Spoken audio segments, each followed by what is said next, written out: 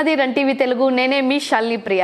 దేశం నలుమూలల నుండి మన రాష్ట్రం నుంచి వచ్చిన తాజా కీలకమైన వార్తలన్నింటినీ మీకు వెంటనే అందించేందుకు మేమైతే సిద్ధంగా ఉన్నాం. ముఖ్యంగా రైతులు, యువత, కుటుంబాలు, వ్యాపారులు ప్రతి ఒక్కరికి ఉపయోగపడే సమాచారం ఇక్కడే మీకు లభిస్తుంది. ఇవాళ మనం తెలుసుకోబోతున్న వార్తల్లో టమాటా ధరల నుంచి అంతర్జాతీయ ఘటనల వరకు, క్రీడల నుంచి రాజకీయాల వరకు ప్రతి అప్డేట్ అయితే ఉంది. కాబట్టి చివరి వరకు మాతో కలిసి ఉండండి. ముందుగా వార్తల ప్రయాణాన్ని ప్రారంభిద్దాం. మదనపల్లెలో టమాటా ధరలు భారీగా పడిపోయాయి. మదనపల్లె టమాటా మార్కెట్లో ధరలు ఒక్కసారిగా తగ్గిపోయాయి. ఆదివారం మార్కెట్కు 130 మెట్రిక్ టన్నుల టమాటాలు రాగా మొదటి రకం 10 కిలోల బాక్స్ 277 రూపాయలకి మాత్రమే అమ్ముడుపోయింది. రెండో రకం 210, మూడో రకం 180 రూపాయలకి వ్యాపారులు అయితే కొనుగోలు చేశారు. రైతులు, వ్యాపారులు సిండికేట్ గా మారి మోసం చేస్తున్నారని ఆరోపిస్తున్నారు. మార్కెట్ సెక్రటరీ జగదీష్ దీనిపై స్పందించారు. భారత పురుషుల హాకీ జట్టుకు సీఎం చంద్రబాబు అభినందనలు. ఆసియా కప్ 2025లో భారత హాకీ జట్టు ఘన విజయం అయితే సాధించింది. దక్షిణ కొరియాపై గెలిచి 8 ఏళ్ల తర్వాత టైటిల్ అందుకుంది. ఈ విజయాన్ని సీఎం చంద్రబాబు ప్రశంసించారు. యువ క్రీడాకారుల పట్టుదలకు ఇది గొప్ప ఉదాహరణగా పేర్కొన్నారు. భారత్ హాకీ ప్రపంచ వేదికపై మరిన్ని విజయాలు సాధించాలని ఆకాంక్షించారు. తిరుమల ఆలయాలు శుద్ధి అనంతరం భక్తులకు తెరుచుకున్నాయి. చంద్రగ్రహణం తర్వాత తెలుగు రాష్ట్రాల్లో ఆలయాలు భక్తులకైతే తెరుచుకున్నాయి. తిరుమల శ్రీవారి ఆలయం వేకువజామున 2 గంటల 40 నిమిషాలకు శుద్ధి అనంతరం తలుపులైతే తెరిచారు. సుప్రభాత సేవను అర్చకులు ఏకాంతంగా నిర్వహించారు. భక్తులకు సర్వదర్శనం కోసం 12 గంటల వరకు వేచి ఉండాల్సి వస్తోంది. టోకన్లు లేని వారితో ఆలయం కిక్కిరిసిపోయింది. సీఎం రేవంత్ తో ఎమ్మెల్యేల సమావేశం. హైదరాబాద్ లో సీఎం రేవంత్ రెడ్డి నివాసానికి 9 మంది ఎమ్మెల్యేలు వెళ్లారు. వారి నియోజకవర్గాలకు నిధులు, అనుమతులు ఇవ్వాలని కోరారు. ఉప ముఖ్యమంత్రి బట్టి విక్రమార్కతో పాటు పలువురు మంత్రులు పాల్గొన్నారు. శాసనసభ స్పీకర్ జారీ చేసిన నోటీసుల నేపథ్యంలో ఈ సమావేశం అయితే జరిగింది. అభివృద్ధిపై చర్చలైతే సాగాయి. శ్రీరంగపట్టణంలో జ్ఞాన భాండాగారం అంకేగౌడ సేవ. కర్ణాటకలోని శ్రీరంగపట్టణం హర్లహలిలో అంకేగౌడ అనే వ్యక్తి జ్ఞానానికి నిలయం ఏర్పాటైతే చేశారు.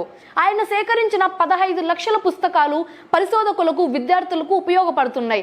8 విదేశీ, 22 భారతీయ భాషల పుస్తకాలను అందుబాటులో అయితే ఉంచారు. తన జీవితంలో ఎక్కువ భాగాన్ని పుస్తకాలకు వెచ్చించారు. కుటుంబ సభ్యులతో కలిసి ఈ గ్రంథాలయాన్ని నిర్వహిస్తున్నారు. విశాఖలో మూగ బాలికపై దారుణం.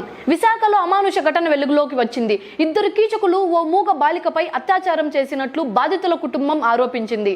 పోలీసులు వెంటనే స్పందించి కేసును విచారిస్తున్నారు. మద్యం మత్తులో ఉన్న యువకులు ఈ దారుణానికి పాల్పడినట్లు ప్రాథమిక సమాచారం.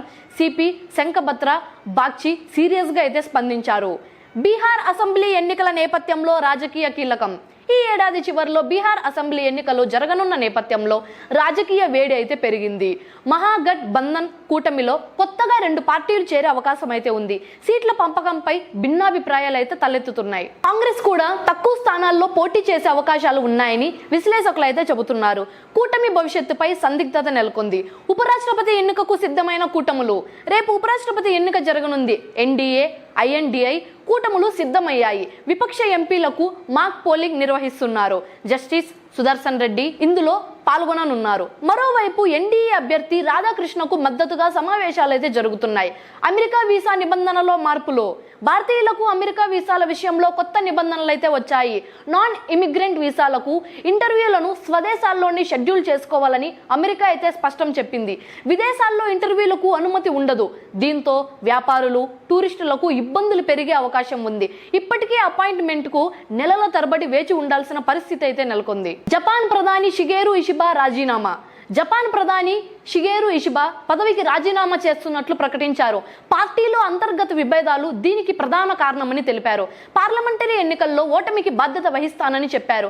గతంలో లిబరల్ డెమోక్రటిక్ పార్టీ అధ్యక్షుడిగా ఎన్నికయ్యారు. ప్రస్తుతం ప్రభుత్వానికి మెజారిటీ లేక సంక్షోభం ఏర్పడింది. జీఎస్టీ సంస్కరణలపై ఆర్థిక మంత్రి ప్రకటన.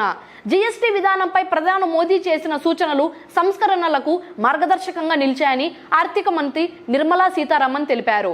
తక్కువ పన్ను రేటు, సరళమైన నిబంధనలతో వ్యాపారులకు ఉపశమనం కలిగిందని చెప్పారు. కొత్త రేట్ల అమలు కోసం సాఫ్ట్వేర్ మార్పులను సమగ్రంగా చేపట్టామన్నారు. జీఎస్టీ సమస్యల పరిష్కారానికి ప్రభుత్వం కృషి చేస్తోందని పేర్కొన్నారు.